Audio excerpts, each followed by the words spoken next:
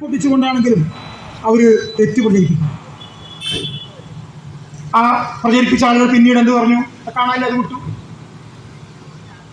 ഇങ്ങനെ എത്ര സംഭവങ്ങൾ, ഞാൻ ഓരോന്നോരോന്ന് പറയുന്നില്ല. മുഖ്യമന്ത്രിക്കെതിരെ നിങ്ങൾ കേട്ടിട്ടില്ലേ? മുഖ്യമന്ത്രിക്കെതിരെ ഈ ബിരിയാണി ചെമ്പിലാണ് അത്ര സ്വർണം കൊണ്ടുവന്നത്. വിശ്വസിക്കാൻ പറ്റുന്നതാണ് പറയണ്ടേ? ഖുറാൻ സ്വർണം കൊണ്ടുവന്നു. ഇതൊക്കെ ഇവിടെ പ്രചരിപ്പിച്ചതാണ്. അതിനൊന്നും ഒരു തുമ്പില്ല, ഒന്നുമില്ല എന്ന് ബോധ്യപ്പെട്ടപ്പോ അത് വിട്ടു. ഇപ്പൊ നോക്ക്, ഒരു അൻവർ, PV അൻവർ, ഇയാൾ ഇങ്ങനെ നടക്കുക, കാടക്കൊടുവിനെ പോലെ നടക്കുക, ആരും കിട്ടാനില്ല. എന്ത് പറഞ്ഞിട്ടാണ് അൻവർ പോയത്? അൻവറെ ഒഴിവാക്കിയതാണ്. എന്താണ്? മൂപ്പര് കള്ളക്കടത്ത് തന്നെ, സ്വർണ്ണക്കള്ളക്കടത്താണ്. സ്വർണ്ണക്കള്ളക്കടത്ത് പോലീസ് പിടികൂടുന്നു, ഇതാ മൂപ്പർക്ക് കുഴപ്പം, അത് പാടില്ല. അതല്ലേ ചർച്ച ചെയ്തത്? ഇപ്പൊ നോക്കുക നിങ്ങൾ, അൻവറിനെ കൂടെ എന്താ പറയുന്നത്? പിണറായി വിജയൻ RSS എന്ന രൂപത്തിൽ തെറ്റായ കാര്യങ്ങൾ പ്രചരിപ്പിച്ചുകൊണ്ടിരിക്കുന്നു. അത് നേരത്തെ സൂചിപ്പിച്ചല്ലോ. ഇവിടെ നോക്കികൾ, നമ്മുടെ ചില കാര്യങ്ങൾ മാത്രം, ഈ സത്യത്തെ മറച്ചു വെച്ചുകൊണ്ട് അസത്യം പ്രചരിപ്പിക്കാൻ കുറച്ച് ആളുകളുണ്ട്. അത് മുതലിന് മാത്രമല്ല, വാളയാറിലെ 2 പെൺകുട്ടികൾ ആത്മഹത്യ ചെയ്തു.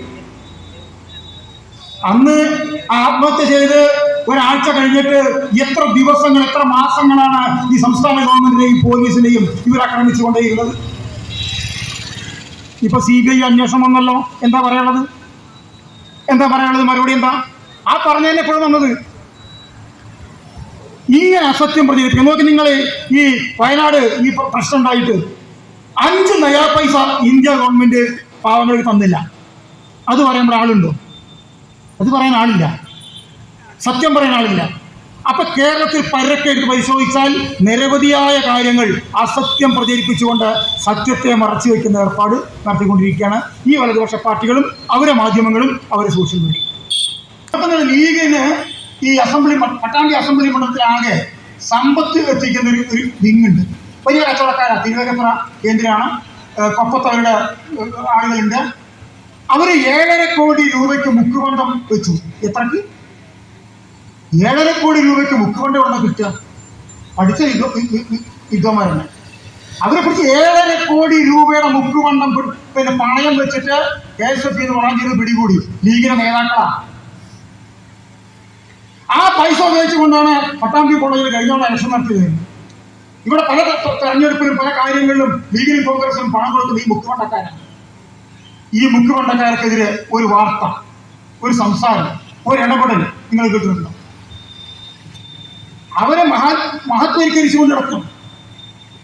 അവരെന്തോ പാവങ്ങൾക്ക് എന്തോ ദാനം ചെയ്തു, അതാ വലിയ കാര്യം. ഈ കളവ് നടത്തുന്നതല്ല. ഇവിടെ ഇപ്പോ നടുവട്ടം ജനറൽ സ്കൂളും വളരെ എടപ്പല ഹൈസ്കൂളും തമ്മിലൊരു പ്രശ്നം എന്താ വെച്ചെങ്കിൽ, ഈ സ്കൂൾ കുട്ടികളുടെ കലോത്സവം നടന്നതാണ്. അവിടെ കൂടുതൽ മാർക്ക് കിട്ടിയത്, പോയിന്റ് കിട്ടിയത് നടുവട്ടം ജനറൽ സ്കൂളിനാണ്. പക്ഷെ കോൺഗ്രസിന്റെ അനുകൂല നേതാക്കന്മാരും കോൺഗ്രസിന്റെ അനുകൂല അധ്യാപക സംഘടനയും മാർക്കാണ് തിരുത്തി ജയിച്ച നടുവട്ടത്തെ തോൽപ്പിച്ച് തോറ്റ എടപ്പലത്തിന് ട്രോഫികൾ കൊടുത്തു. ഇത് ഉണ്ടായിട്ടപ്പോ ഈ മാസം ഇപ്പൊ ഉണ്ടായതാണ്. ജയിച്ചവരെ തോൽപ്പിച്ചു, പോയിന്റിൽ കൃത്രിമം നടത്തി കോൺഗ്രസ്സുകാർ.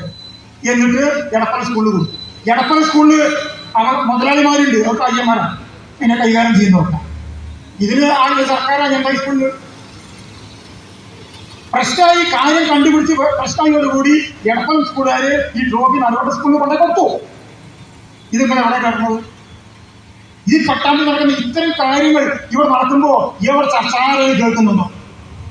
ഇത് ഇപ്പൊ ചർച്ച ഉണ്ടാവും. പഞ്ചായത്ത് പ്രസിഡന്റ് അവരെ അതൊക്കെ ചെയ്താണ്. പഞ്ചായത്ത് പ്രസിഡന്റ് ചെയ്യാനറിയും. അപ്പൊ സത്യം ഒന്ന്, ഇതൊരു അസത്യം പ്രചരിപ്പിക്കാം.